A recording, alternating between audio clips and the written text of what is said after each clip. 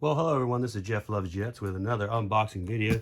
It's been some time since I've been able to do one because I haven't really been traveling like I used to, so I have been just going through my logbook and trying to pick up models that, as they come available, that I've flown on before. So today we've got a couple of classics we're going to take a look at. And I ordered these from Collectible Jets in Massachusetts, and that's where I get most of my models from. Because they do a nice job with the shipping and packaging, and always have a nice pre-order list. So let's see what we got here. First one we're going to do is going to be this British Airtours L-1011 Tristar.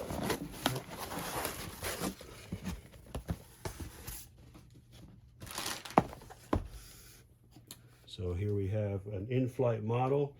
This is going to be Golf Bravo Hotel Bravo Papa, and this is from Collectible Jets, as I mentioned, and this is an in-flight 200 model, 1200.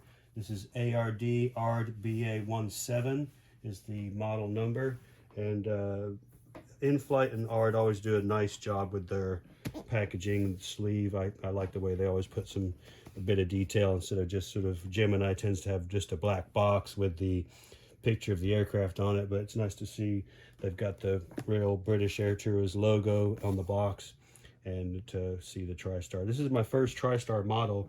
I've actually flown on a British Airtours Tristar some years ago, back in the 80s when I was a kid. I flew from British Airways to Crete in August of 1982, as well as April in 1982, and then on British Airtours I flew to Faro, Portugal in 1984 aboard Golf Bravo Bravo Alpha India, which was British Airtours, as I said. So I've got to actually fly on a model that looks an aircraft that's exactly the same as this one. So really cool aircraft. Check out the bottom of the box. We've got the registration. We've got the British Airtours logo here as well. The back of the box, just some warnings there. And then on top of the box, same thing. So let's check it out. I've been waiting for these for a long time, so I ordered these back in May, and they showed up probably a couple months ago, but I just haven't had the time to do any unboxings. I think he might be upside down, I'm not sure.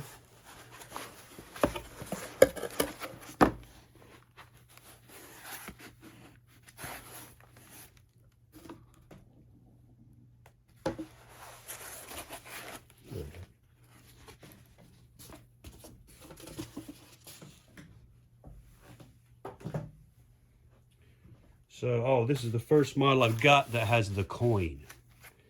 So I've been really wanting to check this out. Nice, cool. Okay, cool, nice. It comes in a little case, and it's got the Tristar Golf Bravo Hotel Bravo Papa. First flight May 5th, 1981. That's cool. And there's a picture of the entire aircraft on the back. That is really sweet. Cool. Nice. That's a cool feature. They just started adding those, which I think is really neat.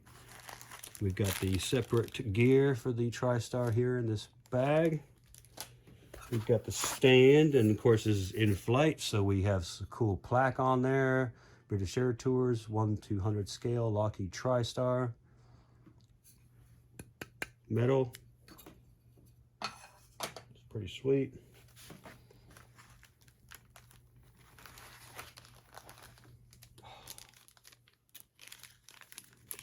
Plastic off here, and look at that. Very impressive. Really like the bold colors of the British Airtours livery and just the iconic Tristar. I mean, what a beautiful aircraft just to look at. The aircraft, this one's called Osprey.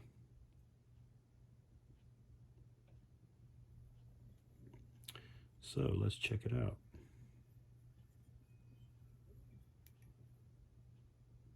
Nice bold colors there, so cool.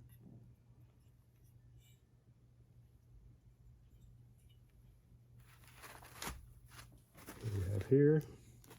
Oh, we've got the doors if you want to do the in-flight configuration, and the little tool to get those out. I like to leave it just like it is because, or put it in the wheels down configuration, because I just think it adds more interest to the model. So this was a Lockheed L-1011 Tristar, a 200F. The first flight, as on the coin said, was first flight of May 5th, 1981. This aircraft was delivered to British Airways May 15th, 1981, and then to British Airtours, which was sort of subsidiary of British Airways, on May 31st, 1985 on a lease. Then it was delivered back to British Airways October 30th, 1985, then to Air Lanka on August 2nd, 1991, again as a lease, this time under registration of 4 Romeo Uniform Lima Mike. Then back to BA November 21st, 1994, then to Kallita July 31st, 1995, and scrapped in 1999 at good old Victorville, California, under registration of November 106 Charlie Kilo. So this is serial number 293-1211, 293C-1211, running 3 RB211s, which is Rolls-Royce -524B402 with 50,000 pounds of thrust. This is the Negus livery, and the unit cost of this aircraft when it was new was $20 million. So British Airtours was a British charter airline with flight operations running from London Gatwick, and began as BEA Airtours, a subsidiary of BEA, because British Airways hadn't been formed at that point, and that was in 1969. And the plan was to operate a low-cost platform to participate in the inclusive tour market. So back in the UK in the early 80s and late 70s and 80s, they had all these inclusive tours where the flight would include your car or a coach ride to the hotel, and everything, all your food and everything would be all inclusive. So you'd pay this package bundle amount, and it would include all the details were included. And basically they offered those things really cheap, so lots of people could now afford to go on holiday, and the UK is pretty close to a lot of nice places to go to. So that was in competition with British Air or BEA's operations, so that's why they decided to start this route and these routes. And then that became under the purview of British Airways once the merger between BOAC and BEA occurred in 1974. So the purpose of the L-1011, originally American Airlines approached the Douglas Corporation and Lockheed with the need for a 250-seat aircraft, and basically Lockheed or DC came out with the Douglas Corporation came out with the DC-10, which we know is what the choice that American Airlines decided to go with, and the response from Lockheed was the L-1011. So they basically developed them at the same time, both companies, but the Lockheed version, the L-1011, was more efficient, reliable, and less noisy, but it was more expensive than the DC-10. So that's the reason why American Airlines chose to go with that. The S-duct on the tail of the aircraft allowed the engine to be mounted back here somewhere, as opposed to the top mount of the third engine in the DC-10. So the Tristar would eventually be launched with Eastern and TWA. And the reason for there was a significant amount of delays in building the product, and that was because the RB211s from Rolls-Royce were seriously delayed themselves, and Rolls-Royce was going into receivership until it was propped up by the British government and allowed them to continue the development. Same thing with the RB211 on the 747 and the RB211 on the 757 as well. So lots of delays there. So one of the cool things about the L-1011 is that it has that S-duct, and that's what makes it more efficient. It's also had a lower deck galley on some fittings, and also lounge facilities on the lower deck where they removed some of the cargo area in the front. And it also had an auto land capable system, and was the first commercial airliner to do so, and an auto descent system. And it was produced in 2 different fuselage lengths. So the aircraft first flew in 1970, and then entered service with Eastern in 1972. and there was a total of 250 Tristars built at the Palmdale, California location. And on one occasion, they flew a publicity tour from Palmdale to Dulles with passengers and crew with the auto flight control system engaged from takeoff, roll to landing. And it was the first cross-country flight without the need for human hands on the controls. So how cool is that? So let's check this out.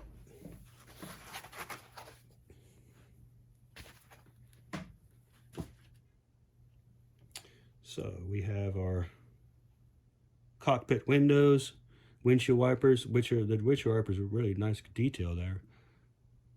Try to get in as close as I can there. And then we have the partial registration PAPA on the nose just above the windows. We have the pilot escape hatch. Then we have the L1 door. Not a lot of details here of what these indications are, but we have the Osprey there. Then we have the marking for the escape access. We have the L2 door. And this, I mean, the aircraft originally was intended to be for seating in the 250 seat range. So in typical configuration, that would be 256 passengers. So we've got our pitot tubes.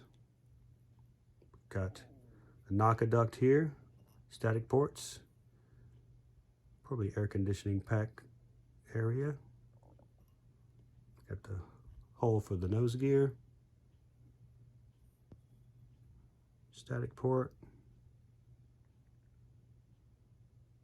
the L2 door. Nice detail on the British Airtours there. Formerly it was British Airtours with a capital A, but on their livery they just put it with a small a instead. And they got basically a similar livery to the Negus on the British Airways, but slightly different with the just blazoned red tail. Got the landing lights, L3 door, the L4 door, our registration, Golf Bravo Hotel Bravo Papa,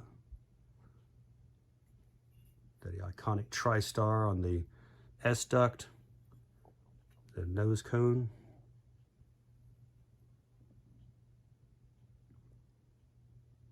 emblazoned British Airtours there. Nice 3D on this vent for the third engine. This is the outlet for the third engine.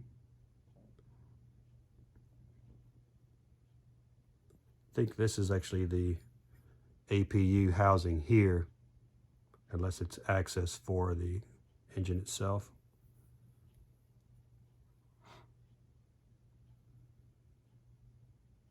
I just love the lines of the L-1011. And this is also a flying tail, so it's not really the whole thing moves, as opposed to horizontal stabilizer with an elevator on the trailing edge. The whole thing moves. It's a stabilator, so you can see the action here where it can descend to this point and raise up to this point, like some fighter jets do. Really nice detail on the exhaust.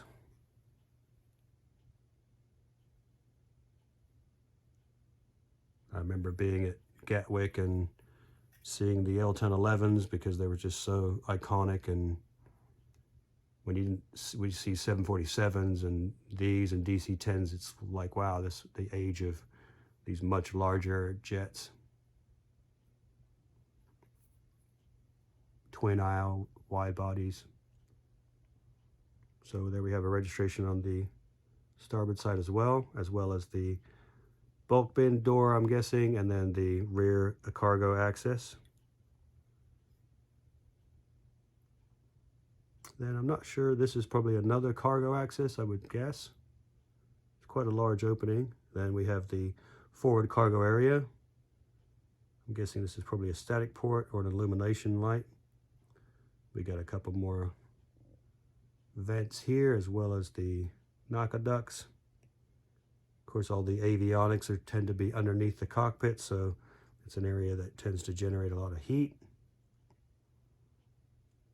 Just look at the inner side. We have the hole for the nose gear, Nice painted VHF antenna there. Got 2 anti-collision beacons. And I'm guessing these are the auto direction finder antennas.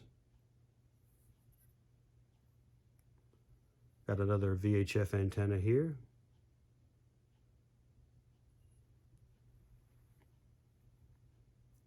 And that flying tail there. Really nice. Let's take a look on the top here. Got another VHF antenna.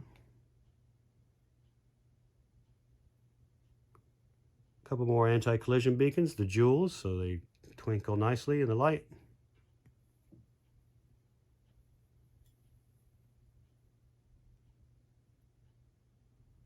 Not a whole lot to see in there, because as I said, the engine's mounted way back here.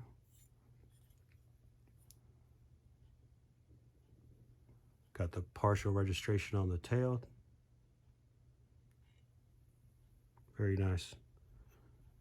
We've got our wings here with the little bit of packing grease there.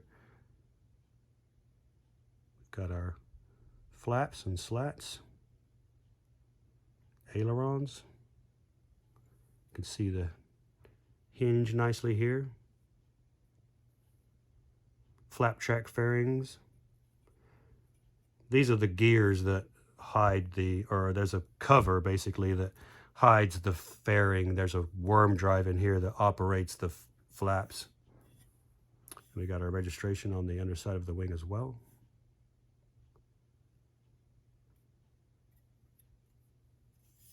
Nice job on the pylon here. Nice paintwork on the RB211 engine cowling there. And the Rolls-Royce insignia. That metallic fleck is really, really visible there. Quite beautiful.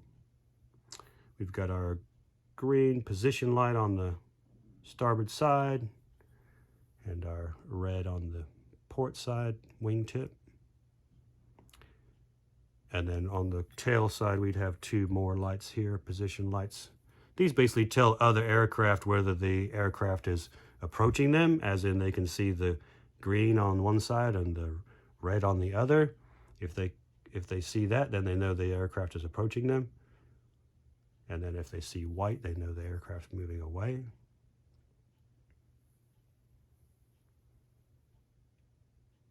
The iconic L-1011 Tristar.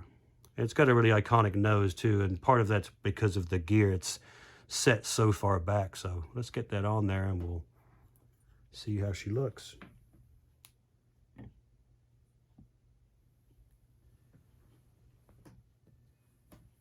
Okay, I got the gear out of the package.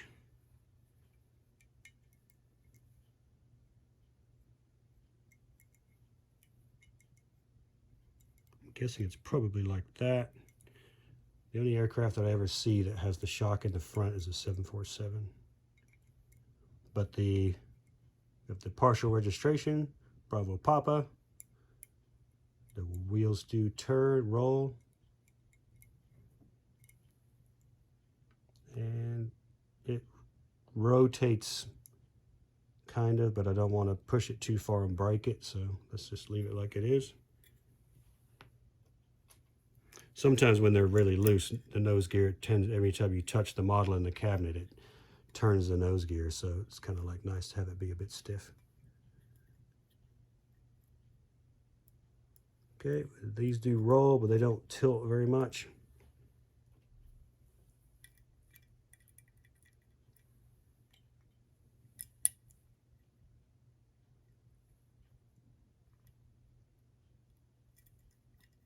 It does roll.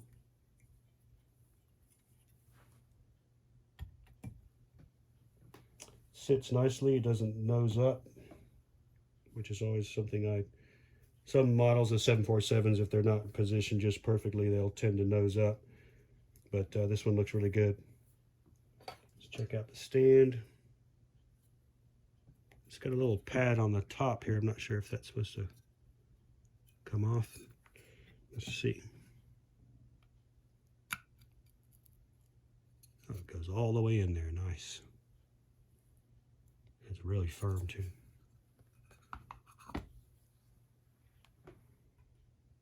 Very nice. Cool. Sits on the stand nicely. Nice and straight.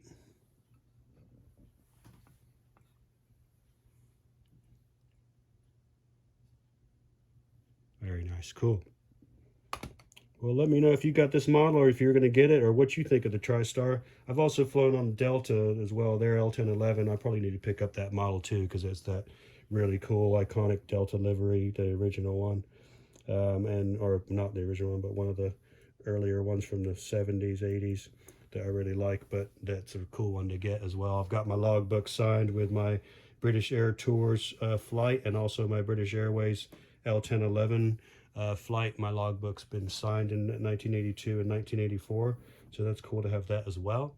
And that was I think this later period of when I rode on the L-1011. So, but yeah, beautiful model. Glad to have it. Glad to have it out of the box finally, so I can get it on display and enjoy it. So hope you enjoyed this video. Let me know if you send me a like. It'd be great. If you're not subscribed, make sure you do. And we'll see you next time.